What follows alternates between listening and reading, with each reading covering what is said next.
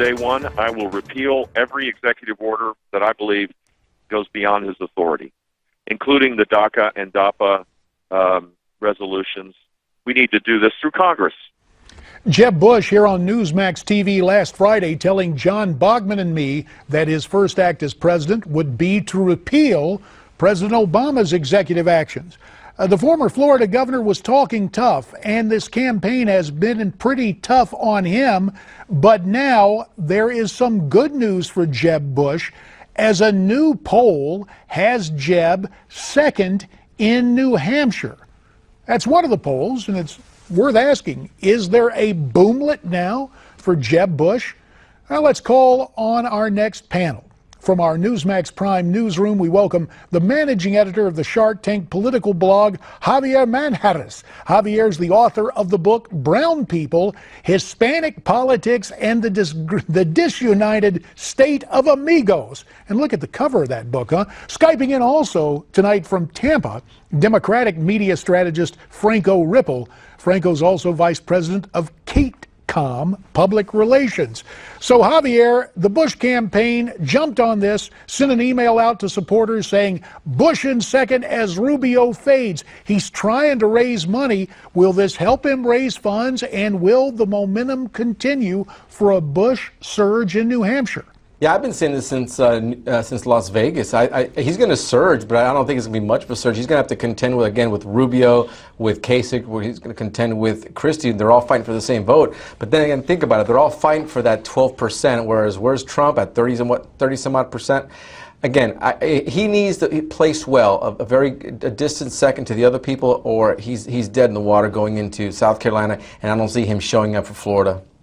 So, Franco, there you are on the west coast of Florida, and on the left side of the political aisle, obviously Jeb Bush's fate, I don't guess really matters to you, but if you were to advise Jeb, what would you tell him to do to fire up the GOP base? Well, I mean, to be honest with you, it does matter to me, because above partisan politics, I'm a Floridian first, and I want to see a Floridian be president of these United States. No, we're the third biggest state. I really do. I don't want it to be. He's going to change his registration right now. Franco, you're making news. What, there are 5 Republicans with Florida connections, so I guess you ought to be on this side of the aisle, Franco. Well, I don't want to see it be one of these guys. I'm going to wait for a Democrat to run as a Floridian. But I'm actually going to agree with Javier that this is Jeb Bush's time to get this done. He's got to solidify this second place. One poll does not a campaign make. He's got to solidify this, and he's got to actually come in second place when the votes are tallied to get some momentum to carry into those other states. Gentlemen, Donald Trump has been turning up the heat on Hillary Clinton's campaign. He released an Instagram ad alluding to President Clinton and images of Hillary next to Bill Cosby and former Congressman Anthony Weiner. Now, Mrs. Clinton was on Face the Nation, and she had this to say. I can't run anybody else's campaign. They can say whatever they want. Right. More power to them. I think it's a dead end, blind alley for them, but let them go. I'm going to talk about the differences between us, because I think that's what Americans care about. Well, now, Javier, she says she's going to move on, but boy, her numbers have been dropping. Has it been because her spouse is on the campaign trail? No, it's because of her. Look, first of all, let's take things in perspective. The Clintons usually don't back down to anyone. They're backing down to Donald Trump because they're going to get eviscerated in the press if they come after him. She has to dismiss him as he's a non-factor, but he is a factor. She understands that. So does her husband. That's why her husband hasn't even commented on what he said about what Trump has said about him and her. Franco, go ahead. Just because he's a factor, just because he's a factor in the Republican side of the race, because Republicans have gone crazy in this election, doesn't mean that she is backing down, respectfully, of course, doesn't mean that she is backing down to him. It means she's not going to engage because she has more important things to talk about, like how Americans are going to send their kids to college.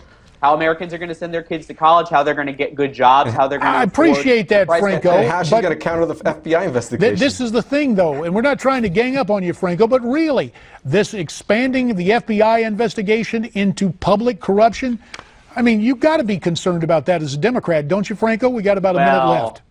I have a lot of questions about that because, you know, when I saw that today, I did a quick look at some major news outlets. I don't consider Fox News to be a credible news outlet, nor Breitbart, nor Hot Air, nor Red State, nor any of these others. And I have to tell you, this so-called story so far is only in the extreme right-wing media. I have not seen this. I was looking at Politico today, and but what's it's Bush's on the front fault. page? But It's Bush's fault. Well, in all sincerity, you may be talking about some quote right-wing media outlets, but Bob Woodward, scarcely a conservative superstar, voiced his own concerns about this. At any rate, gentlemen, we'll have to leave it there. Franco Ripple in Tampa and Javier Manjarres, author of the book Brown People, Hispanic Politics, and the Disunited State of Amigos. What an interesting book cover. There's more ahead, so stay with us here on Newsmax Prime.